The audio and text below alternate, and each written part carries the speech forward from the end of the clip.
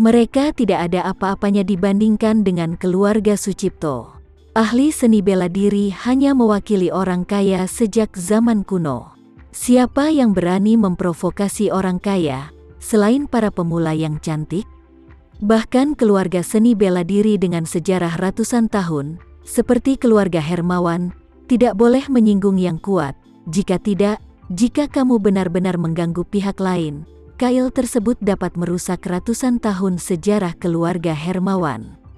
Akibatnya, Lukas berpikir bahwa jika Anton datang atas nama Tuan Sucipto, dia tidak dapat secara eksplisit membantah wajahnya, tetapi dia harus melakukan pekerjaan dengan baik di permukaan. Thomas Hermawan, putra tertua keluarga Hermawan, juga hadir bersama Lukas, kakak tertua Roma dan dasar dari generasi penerus keluarga Hermawan. Wajah Lukas kurang lebih suram ketika dia melihat helikopter itu mendarat perlahan, berpikir bahwa dia harus menghormati dan sopan kepada keluarga Sucipto yang membunuh cucunya. Dia merasa agak reseptif pada waktu-waktu tertentu. Ayah, begitu kamu bertemu Anton, kamu harus menahan emosimu dan jangan marah padanya. Thomas mengingatkannya sebelum pesawat itu mendarat. Setelah mendengar ini, Lukas Hermawan merasa tidak tenang. Pada kenyataannya, dia sangat sadar bahwa dia tidak akan pernah bisa membuat marah Anton. Namun, apa yang dikatakan putra sulung membuatnya kesal. Tapi dia juga tahu bahwa meskipun dia menahan api, dia tidak akan bisa memalingkan wajahnya dari Anton, yang membuatnya semakin tidak nyaman. Maksud perjalanan Anton sudah disimpulkan oleh Thomas. Keluarga Sucipto sedang mencari keluarga Hermawan, dan mereka hanya mencari satu hal, kepala keluarga Sucipto menginginkan sesuatu dari keluarganya. Pada kenyataannya, keluarga Hermawan tidak memiliki kemampuan lain. Jika Sucipto adalah supermarket, maka hanya ada satu barang di toko ini. Itu mengingatkannya pada banyak pedagang kaki lima yang menjual manisan, yang telah menempuh perjalanan jauh untuk melihatnya. Selain membeli manisan, apalagi yang akan dia lakukan? Akibatnya, dia yakin Anton akan datang kali ini, dan dia bertekad untuk mengembalikan keluarga Hermawan ke keluarga Sucipto. Inilah yang dia inginkan, karena kehidupan putra tertuanya sangat ketat setelah keluarga Hermawan berpisah dari keluarga Sucipto dan benar-benar mengakhiri kerjasama mereka. Pada hari kerja, keluarga Hermawan biasa membudidayakan generasi muda, yang akan menghabiskan banyak uang, terutama karena mereka sekarang telah kehilangan sumber pendapatan. Ini tidak lebih dari cara mengamankan sumber pendapatan. Yang lebih gila adalah dia menghabiskan ratusan juta untuk melacak raya. Meskipun beberapa ratus juta adalah jumlah uang yang besar, dia benar-benar ingin menggunakannya untuk menemukan seseorang di laut, dan uang itu tidak cukup untuk memberi makan laut. Bagaimana dengan laut? Ini menempati 70% dari luas permukaan planet. Formasi kapal induk Amerika Serikat dilemparkan, dan 99% negara di dunia tidak tahu apa itu, apalagi raya. Pada kenyataannya, Thomas menentang pencarian raya sejak awal. Dia percaya bahwa pada saat itu, seluruh dunia memahami bahwa Penatua Sucipto telah mengkhianati raya, dan bahwa keluarga Hermawan tidak punya pilihan selain mencari raya, bukan yang benar. Bukankah itu hanya berarti bahwa Penatua Sucipto menentangnya? Pilihan terbaik adalah bagi keluarga Hermawan untuk mengatakan atau tidak melakukan apa-apa, membiarkan orang tua Sucipto melihat bahwa keluarga Hermawan masih berada di pihak keluarga Sucipto dan dapat menerima nasib raya Sucipto untuk keluarga Sucipto. Dalam skenario itu, Penatua Sucipto pasti akan memberikan lebih banyak manfaat kepada keluarga Hermawan, dan raya akan dianggap sebagai kematian yang berhasil karena dia menggunakan hidupnya untuk memberikan lebih banyak manfaat kepada keluarga Hermawan. Sayangnya, saudari Roma sangat marah atas pembunuhan raya, dan lelaki tua itu harus menarik garis lurus antara keluarga Hermawan. Ini luar biasa. Kematian raya mungkin telah diperdagangkan untuk keuntungan tertentu, tetapi manfaat itu tidak ditukar, dan pendapatan keluarga Hermawan sendiri sepenuhnya diperhitungkan. Itu terlalu irasional dalam pikirannya.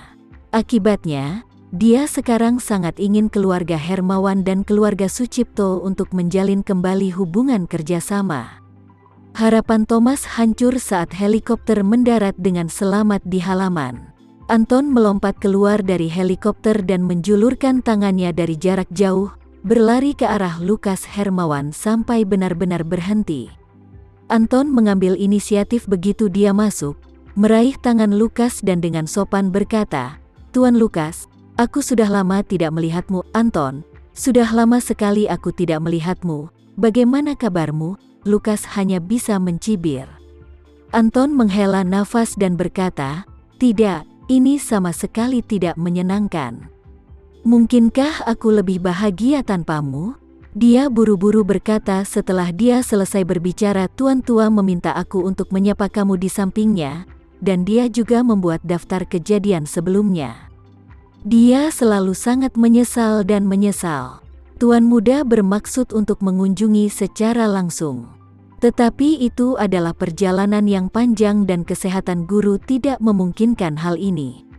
Tubuhnya tidak tahan banting karena terlalu berat, jadi mau tidak mau aku datang untuknya." "Oh, bagaimana mungkin dia seperti itu? Apakah layaknya membuat Tuan Sucipto sangat merindukan?" Lukas hanya bisa membedakannya dengan ekspresi menyanjung. Dia segera membuat gerakan dan berkata, "Anton, di luar terlalu dingin. Masuk ke dalam dan mengobrol." "Batu sangat dingin, kupikir akan minus 20 derajat, kan?" Anton mengangguk berulang kali dan mendesah. "Suhu minimum malam ini minus 35 derajat, kata Lukas ringan. "Hei," kata suara itu. Anton berkata sambil tersenyum, "Ini terlalu menakutkan. Mari masuk ke dalam dan mengobrol karena jika tidak tubuhku akan membeku dalam waktu singkat." Lukas membimbingnya ke aula utama, selangkah di depannya.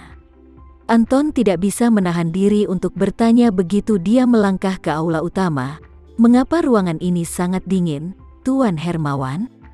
Terlepas dari kenyataan bahwa Surabaya sangat dingin di musim dingin, ruangannya dipanaskan dan suhunya di atas 20 derajat Celcius. "Aku takut bahkan tidak sampai 10 derajat di tempat tidurmu," Lukas berkata sambil tersenyum. Latihan keluarga Hermawan sangat istimewa. Lebih disukai jika suhu serendah mungkin. Kami datang ke Batu untuk tujuan itu. Aula utama memiliki pemanas, sehingga suhunya tetap di atas titik beku dan air tidak membeku. Jika kamu pergi ke kamar tempat tinggal anak-anak, kamu akan melihat bahwa tidak ada pemanas dan suhu biasanya sekitar minus 10 derajat.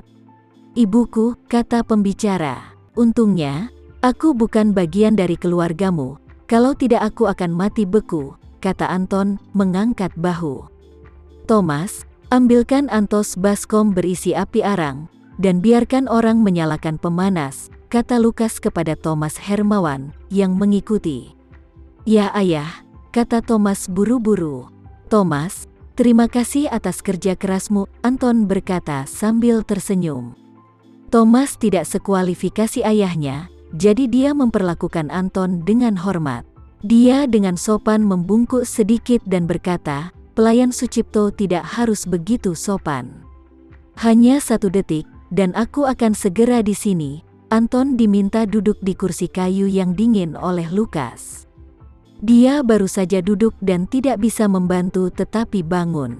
Dia berkomentar, "Hei, Tuan Lukas, aku akan duduk dan menunggu api arang datang." "Aku tidak tahan karena terlalu dingin." "Duduklah, duduklah," kata Luther sambil mengangguk. "Di mana? Aku datang untuk mengganggumu di malam hari, itu terlalu lancang." Anton buru-buru melambaikan tangannya.